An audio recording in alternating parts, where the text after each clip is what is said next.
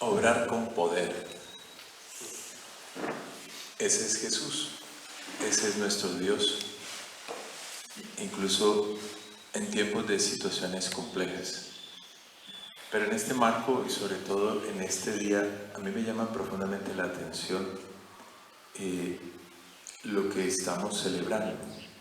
No solamente el tiempo de Cuaresma, una crisis sanitaria mundial, y yo lo centraría en la experiencia del hermano Roque. Quiero partir de una experiencia, aunque no sería el orden lógico, ni teológico, ni homilético, pero quiero partir de allí.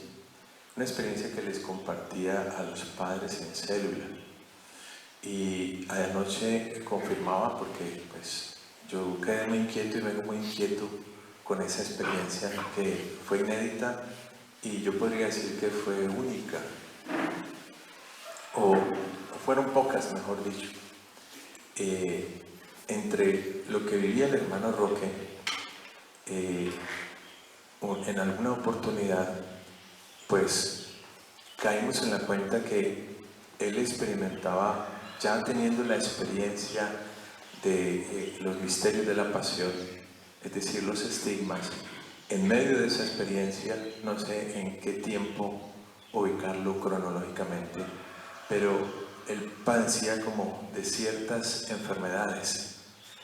Es como si por él pasaran muchas enfermedades y él se convirtiera en un espacio, como en un pararrayos, digámoslo así. Incluso él llegó a compartir cuántos virus pasaban por su vida y él experimentaba los rigores de la enfermedad, escalofríos, fiebres altas, y él iba enumerando, curiosamente iba enumerando, y llegó a decirme, porque fui testigo de eso, voy por el número tal. Es decir, iba contando eso. A mí me llama profundamente la atención en el marco de esto que estamos viviendo y que estamos padeciendo. Además, lo uno porque anoche yo quería, antes de compartir esto así públicamente, quería confirmarlo. Y llamé a Omar Salgado, que el padre Omar Salgado, que pues estaba mucho más de cerca y que lo cuidaba. Y en efecto él me confirmó, no de manera tan específica, pero me confirmó. Y me pareció curioso porque me dice, ayer me llamó un sacerdote de España a preguntarme por una oración del hermano Roque. Resulta que este sacerdote de España es capellán de un hospital donde hay muchísimos pacientes con esta realidad y él obviamente está asistiéndolos y los está asistiendo. Es un sacerdote con una delegación especial que tiene la diócesis. Me decía que él era exorcista y que lo había llamado a preguntarle por una oración porque había escuchado del hermano Roque. Pues eso a mí me parece providencial, no coincidencial, providencial por eso. Y escrutando encontramos una oración que confeccionó larguísima, larguísima, también inédita, larguísima. Y la conseguimos en un tiempo atrás, se logró transcribir, porque él estaba armando su propio devocional con oraciones de la iglesia. Y en alguna de esas experiencias fuertes y sobrenaturales que ustedes pues ya conocen, que vivía con el maligno, pues ese devocional personal que él estaba construyendo se le quemó. Y entre lo que se pudo rescatar está una oración larguísima. Yo hice un extracto que quiero que le hagamos al final de la Eucaristía. Es como una especie de súplica en consagración. La oración es muy larga y pues es inspirada seguramente por Dios, por Él, y obviamente está inédita. ¿Por qué comparto esto? Porque yo considero que así como lo insinuaba al inicio de la Eucaristía, cuando en esta espiritualidad se refirió sobre Roque, hablando de él, habla de cuando en cuando me invento hostias vivas.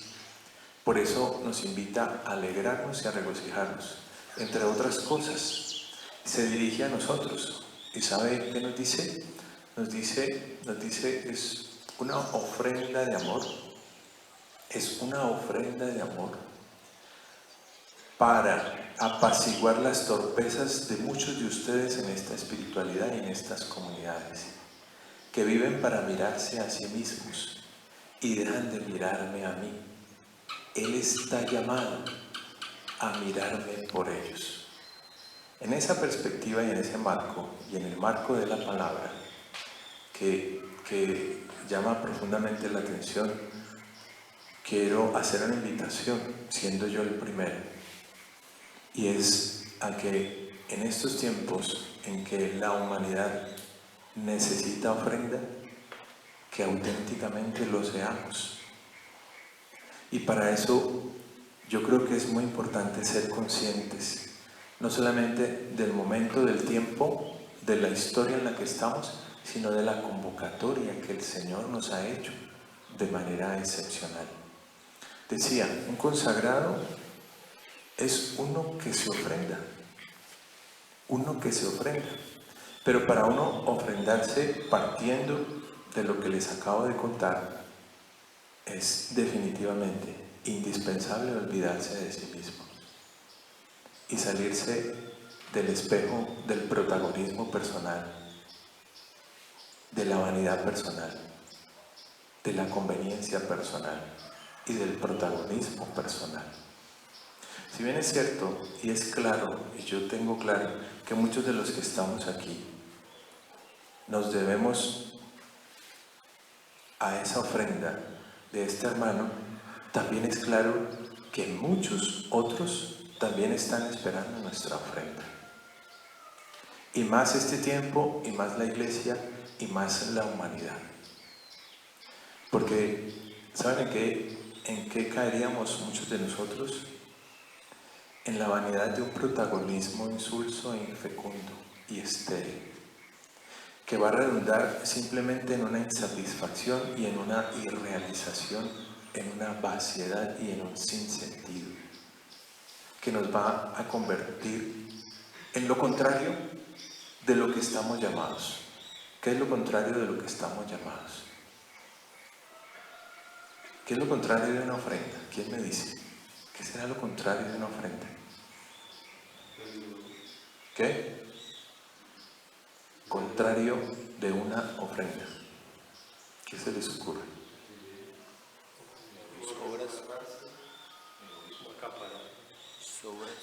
¿Cómo? ¿Qué será lo contrario de una ofrenda? ¿Cuál es el antónimo de ofrendarse, de entregarse? ¿Cuál es el antónimo? Reservarse. Y la palabra de Dios es clara cuando dice: el que pretende conservar su vida la pierde. Y si observamos la realidad y el entorno, y esto que clama y grita no solo la humanidad del ambiente, que ustedes en muchas ocasiones nos lo han escuchado, está clamando eso: ofrenda, ofrenda. Se requiere la muerte para vivir. Y si yo soy consciente de eso y no soy esa ofrenda permanente, mi vida va a ser infecunda, por más de que haya logros, por más de que haya pasos.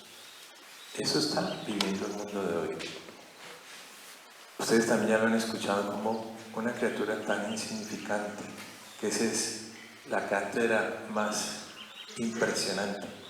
Si usted se pone a contemplarla, como esa criatura tan insignificante tiene arrodillado el mundo, tiene arrodillada la ciencia, tiene arrodilladas las grandes potencias, tiene arrodillado todo el mundo, hasta la iglesia está arrodillada en una impotencia que se puede convertir en poder. Porque justamente allí donde comienzan los posibles de la humanidad, se nos ha enseñado, comienzan los posibles de Dios. Y hoy en el Evangelio hemos sido testigos de eso. Somos testigos de eso. Aunque el Señor, un poco contrariado, replica, ¿no? Si no es por un milagro. Y antes de eso, recuerda que el profeta no es bien acogido en su propia tierra y en su propia patria. En ese orden de ideas, mis hermanos, es importante la toma de conciencia en la realidad, porque si nosotros no lo hacemos en buena voluntad, la realidad se nos hará tomar conciencia y despertar. ¿Por qué? Así como está haciendo despertar el mundo. Y si hay algo, esa criatura tan pequeña y tan simple, entre otras cosas, miren, se nos ha enseñado, ¿saben por qué el virus es eficaz? Porque es simple, y porque es libre, y porque es pequeño, y porque cumple la función y la misión para lo que fue creado y pensado. Ese llamado, ese es el gran grito de la criatura que ostenta ser creador y desafía a Dios. Y esto no es solamente a gran escala, para mirar nosotros una situación mundial, política, económica, social, moral. No, también a pequeña escala. Este es un llamado y este es un clamor y este es un grito para cada uno de nosotros, para que identifiquemos dónde está la altura de nuestra soberbia, para que identifiquemos también dónde está ese rigor de la vanidad que nos tiene girando en torno y mirándonos al espejo, cual vanidoso o vanidosa. Me llama la atención esa frase, a mí siempre me golpeó. Él está llamado a mirarme por los que no me miran. Sí, pero eso tiene un límite y tuvo un límite. Y seguramente muchos de nosotros hoy estamos aquí por esa bondad, por esa generosidad de uno que dejó de mirarse a sí mismo y se ofrendó. Pero eso también tiene un límite. ¿Cuál límite? El límite del designio de Dios, que es irreemplazable en cada uno de nosotros, porque somos únicos y somos irrepetibles. Y la santidad y el designio que Dios tiene con cada uno de nosotros no lo va a asumir nadie por nosotros. Estos medios, intercesiones, súplicas, ofrendas, nos ayudan. Y nos ayudan para que abramos el corazón, para que tengamos motivaciones diferentes a las que hemos tenido y a las que nos plantea y nos ha planteado el mundo y sobre las que les hemos seguido el juego. Pero hay una parte personal, individual, que nadie podrá hacer, ni siquiera Dios, por mí, en ese designio trascendental. Por eso, mis hermanos, yo creo que hoy es un día extraordinario y grande. Y si bien es cierto, nosotros no pretendemos con la celebración de la partida del hermano Roque, que en fe para nosotros significa el triunfo de Dios sobre un alma, el triunfo de Dios sobre un alma a la que estamos llamados cada uno de nosotros en nuestra misión, vocación, lugar y circunstancia donde hemos sido sembrados. Pero esto no es mágico. Esto no es mágico. La gracia no son chispitas que caen del cielo y como las hadas madrinas convierten el príncipe en rana. O al contrario, no, la gracia que sí necesita ser acogida, encarnada y seducida. Ustedes recuerdan cómo el Señor a Roque, a través de sueños, a través de visiones, le habló. Y él manifestaba un malestar, manifestaba como una enfermedad, una situación obviamente no normal. Y todos esos eran llamados que iba haciendo progresivamente, hasta que él pudo ver con claridad. Y pudo ver con claridad cuál era el propósito de Dios con él y cuál era la razón de ser de Dios con él. Pero hay que dejar el folclore, porque Dios nos ha tomado en serio. Y si un día, como lo sigo subrayando, Dios lo toma a él para mirar a Dios por nosotros, es tiempo personal en que cada uno de nosotros mire a Dios por sí. pero también cuando se olvida de sí, empieza a mirar a Dios por otros que no tienen y no han tenido esa posibilidad. Y este momento social, circunstancial, necesita de eso. Allá afuera hay mucha gente marcada por el pánico, de católicos para abajo, marcada por el pánico, la desesperanza, el temor y el miedo. Miren, hostias vivas como estas daban tranquilidad. En medio de la experiencia sobrenatural era muy natural, se vivía muy naturalmente, pero sí había algo que generaba justamente la ofrenda de este hermano en el día a día. Era serenidad, era confianza, era alegría, era gozo.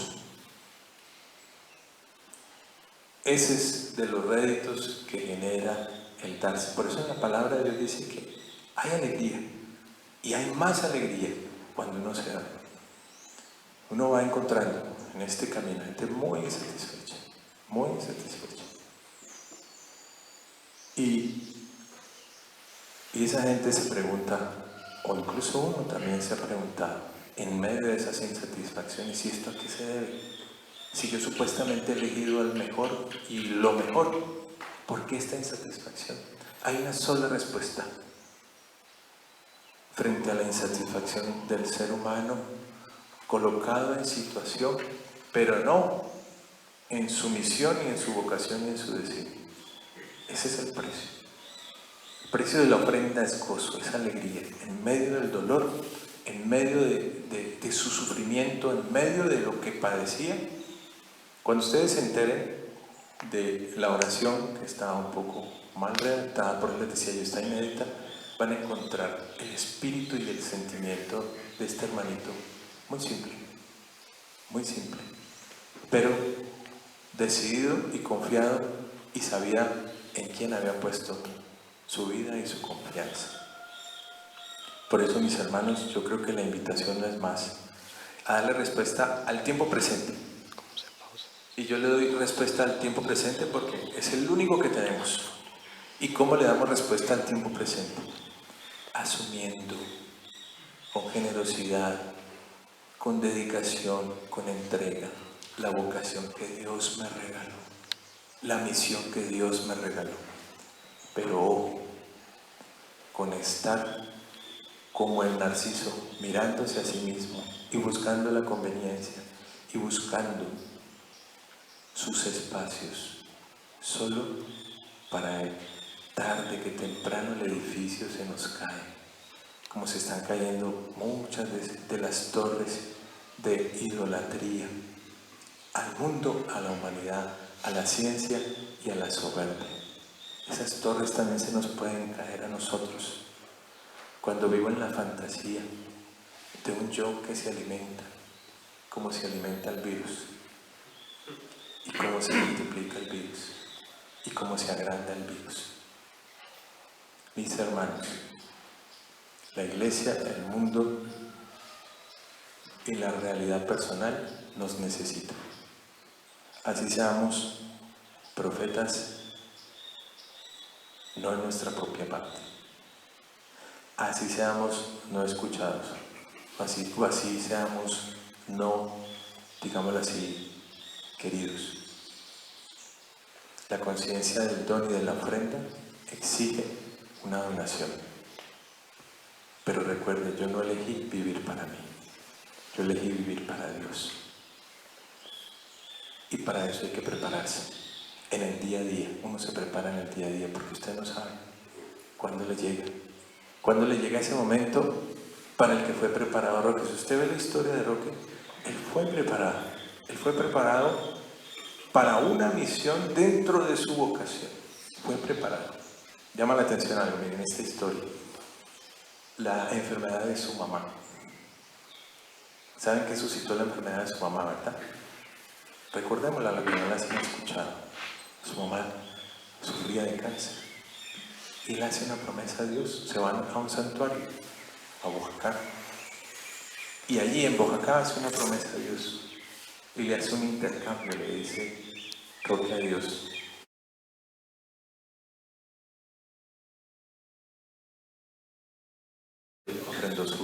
fue la motivación con la cual él se abrió a la vocación religiosa.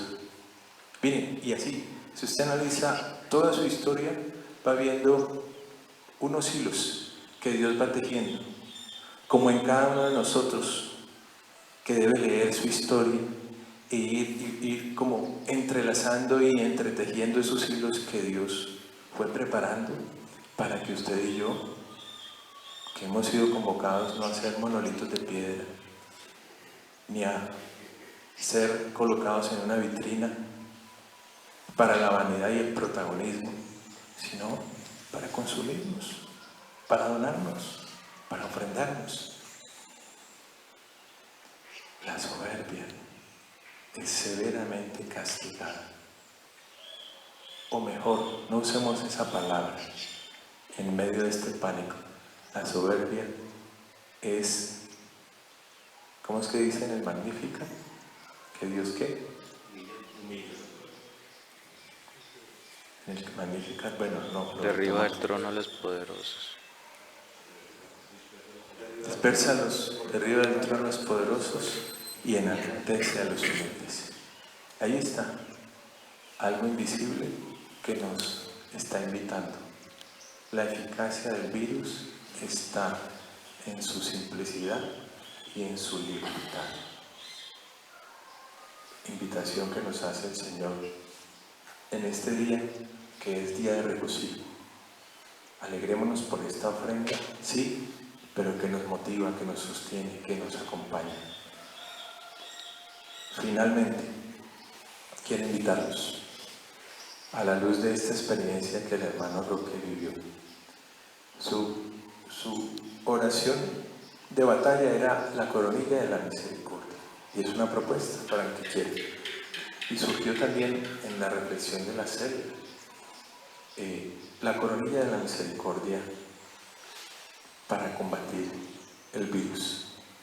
Pero hay que combatir el primer virus, está en nosotros, y es el de la soberbia y el de la vanidad, y el de vivir para sí mismos, y el de vivir para la conveniencia y para el protagonismo personal.